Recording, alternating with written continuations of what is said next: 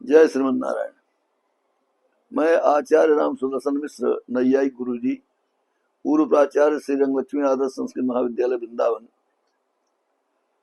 व्यास पीठ पर आसीन होकर विप्र कुलावतंस जो विद्वान होते हैं वही श्रीमद् भागवत या जितने भी पुराण हैं उन पुराणों का, उपनिषद का, श्रीमद् भगवद गीता का, रामायण का प्रवचन कर सकते हैं, कथा कर सकते हैं। यह शास्त्रीय अधिकार है उनको। विप्रेतर लोग अधिकांश आज देखे जा रहे हैं इस कराल कलिकाल में। विप्र से इतर लोग भी व्यासपीठ पर बैठ करके कथाएं कर रहे हैं, जो कि वह तो सोचते हैं कि मैं धर्म कर रहा हूं, वस्तुतः वो धर्म नहीं कर रहे हैं, धर्माभास है। धर्माभास का मतलब होता है धर्मवत आभाषन्ते इति धर्माभाषा।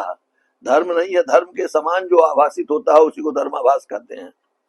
और जो आयोजक मंडल है वह अगर ऐसे विप्रेतरों से, ब्राह्मणेतरों से व्यासासन पर विराजमान करा करके उनसे कथा का श्रवण करते हैं तो अभी धर्माभास ही करा रहे हैं। इसलिए धर्माभास करने वाले और धर्माभास कराने वाले दोनों पाप के भागीदार होंगे, पुण्य के भागीदार नहीं होंगे। किसी भी मूल्य पर पुण्य के भागीदार हो ही नहीं सकते हैं।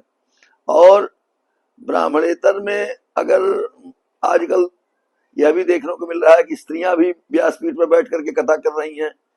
हम तो यह कह रहे हैं कि वो चाहे ब्राह्मण की ही स्त्री क्यों ना हो, चाहे ब्राह्मण की हो, क्षत्रिय की हो, वैश्य की हो, शूद्र की हो, किसी भी स्त्री को व्यासासन पर बैठ करके कथा करने का अधिकार भगवान वेद नहीं देते हैं। ऐसे अगर ज्ञान से संपन्न स्त्री है या ब्राह्मण से इतर लोग हैं तो वो प्रवचन कर सकते हैं, बैठ करके लोगों को ज्ञानोपदेश कर सकते हैं। व्यासासन पर नहीं, नीचे बैठ करके ज्ञानार्जन करा सकते हैं। यह तो परंपरा चल सकती है, लेकिन विप्र से इतर लोग नहीं कर सकते। विरक्त शब्द का भी प्रयोग आया हुआ है, तो विरक्त का मतलब यह नहीं है कि सिर्फ घर द्वार छोड़ दिया है, महात्मा बन गया है, विवाह नहीं किया है। विरक्त का अर्थ यह भी किया जा सकता है कि विशेषे नारायणे रक्तः अनुरक्तः विरक्तः, जो भगवान श्रीमन नारायण में रक्त है, अनुरंजित है, उनके चरण कमलों में जिसकी अनुरक्ति है, जो प्रपन्न हो चुका है, शरणागत हो चुका है, ऐसे ब्राह्मण कुलावतंस विद्वान को व्यासपीठ पर बैठ करके व्यासपीठ की जो वास्तविक परंपरा है उसका निर्वहन करना चाहिए। इसी से धर्म का आचरण होगा, धर्म का आचरण कराया जाएगा, श्रोता का भी उद्धार होगा, वक्ता का भी उद्धार होगा। अन्यथा श्रोता वक्ता दोनों जो पतन के गर्त में जाएंगे।